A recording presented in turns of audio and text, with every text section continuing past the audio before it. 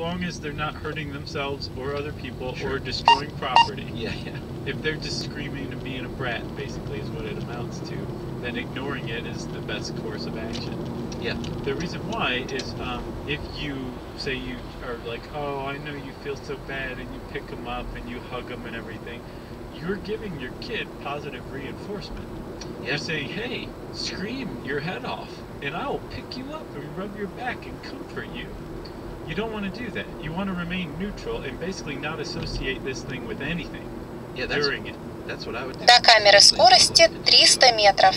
Максимальная скорость 60 километров в час. Green bars by myself while this little kid finishes up. Then I'll just pay for it at the register with an empty box, and it's all good. Yeah. And a sense of shame.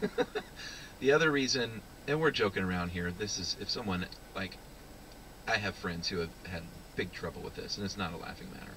It's really a lot of stress on a family. Oh, I can't imagine. Yeah, we joke because it's just what we always do. I'm the guy in the grocery store who gets to go, see you later. Good luck.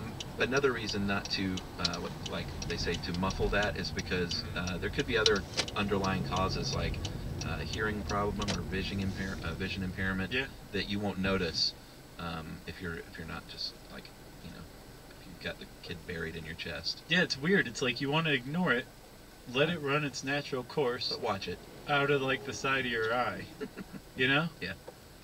Because you don't want them, like, you really don't want them to think you're paying any attention to them at all. Right. And apparently, when that's done, it just runs its course and it's over with. And like we said earlier, the kid forgets even what was bothering him or her.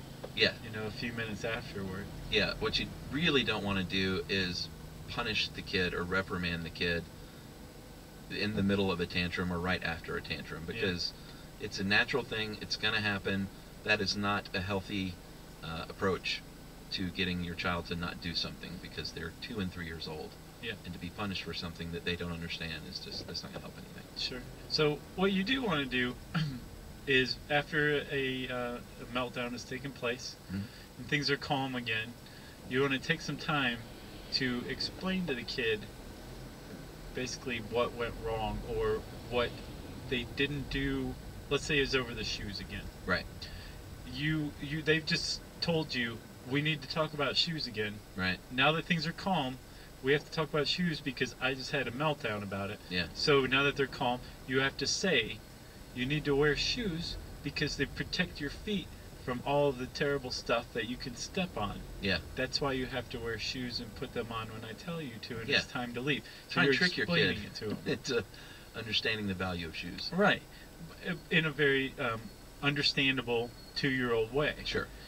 Apparently you don't want to moralize it and say you better not pitch a fit when I tell you to put your shoes on. Yeah, this happens every morning. Right, that doesn't help. It doesn't help. And if your kid the next day says, well, I want to pick out my shoes today, Mom, because they protect my feet. But then you get a toy. Yeah, you get a toy. A big Playmobil box set. Well, depending on how much money you have, you could at least give them positive reinforcement and a cookie. Yeah. Or a pat on the head. You could also get a knockoff Bloodmobile box set. That's fine. The kid doesn't know. He's 2. We got so many knockoff toys growing up. Have you seen that gallery of knockoff toys that I made? It's great. If you have not seen it, go check it out at StuffYouShould.com. I think I had a few of those. Did you really? Yeah, I mean, my parents were teachers. We weren't, like, poor, but we didn't, you know, there were 3 kids. We didn't all get everything we wanted, you know. Like, I wanted the BMX mongoose, and I got the Sears goose. Right. You know, I wanted Pong. Again, Sears. I got the Sears what's version. Ping? Yeah, basically. Yeah. Knights of the Round Table. Pretty much. You remember that? Yeah, but I did a polo. Look at me. Did you? Yeah, I never had brand name clothes. Unless they had, you know, like a button missing or the collar was misshapen or something. Again, I don't think I can stress enough how awesome that gallery of beloved knockoffs of beloved toys that we made that's on our site is. It's great. Yeah, we'll repost it, but you should definitely look under galleries at StuffYouShould.com. There's some real misses. Yeah.